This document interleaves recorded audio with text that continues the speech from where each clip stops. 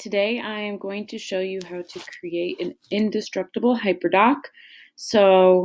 Basically what that means is a few things. The first is you can see how I'm moving these around, and when your students are manipulating and working through Google Slides, sometimes these can move around, and from firsthand experience, it's kind of annoying. So when I attended a technology conference and I learned about this, it changed my world.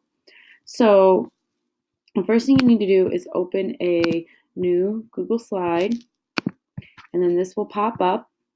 I'm just going to call this test. And what I'm going to do is I'm going to go to Slide, Edit Master. Okay. Now what you're going to do is you're going to click on the second one, and you're just going to delete all of these. Delete all those so that you're only left with this one and this one. Okay. Now what you're going to do is you're going to get rid of those. And now this is blank. Okay. I'm going to, I can just insert something. Maybe I'll search for a graphic organizer. Okay, well, that doesn't pull anything up, but we can still use this. That's okay. Okay, and now this is just for sake of showing you, but now I'm clicking on here. It is not moving. It is indestructible. Slide, Edit Master. If you want a new slide, you can either right-click this and you can duplicate the layout, or you can click underneath and give it a right click and hit new layout, or sometimes I just hit enter or control M. Oops, not control M. Yeah, control M. I'm not sure what happened. And then it'll give you a new one. All right. And so as you can see, I clicked here. I'm typing and nothing's coming up. If you had something like that, now I'm going to click off for a second. Now you can see that there's only that one slide. If you click here, I can get that one back. If you want your students to type somewhere, that's when you will click and leave this right here, because you can't type anything, but you want them to type in that spot. That's what you will do there. Okay.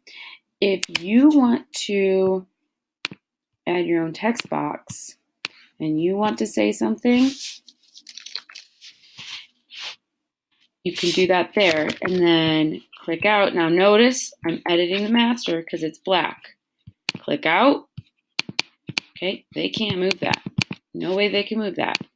Now, if your kids are really smart or they figure out technology pretty easily, maybe they could figure this out. But and that's only if you have laptops or Chromebooks. If you have iPads, you cannot edit the master in an iPad.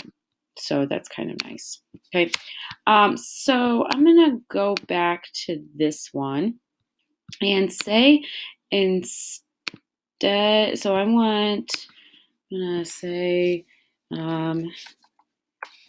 tell me about your fall break. Okay. This is what they're going to see. They're not going to be able to move any of that. Okay, they're not going to be able to type there either. But if I want them to type there, I'm going to go to Insert, Placeholder. Okay, Title Placeholder is going to go at the top. Subtitle Placeholder is going to go a little bit below that. I usually use the Body Text Placeholder. And then I'm going to stick that right there. This is going to look like this, and that's okay. Don't worry. If you want them to type in a special font, though, you can select all of that. Now, it looks all funky, but it's just because that's the way it is. It's okay. And then you could just choose any font. Now, that's a little minor thing. Like, that's not a big deal. But if you wanted to, like, make their font bigger or smaller, however you wanted to do it, okay? So there's that, and then I'm going to click off, and you will see, tell me about your fall break. They can't move that. This says click to add text. They know to type there. Now they can move this, but that's okay with me because that's not that big of a deal. If you want to insert, so I'm going to go to Edit Master again. And then you should be able to import slides.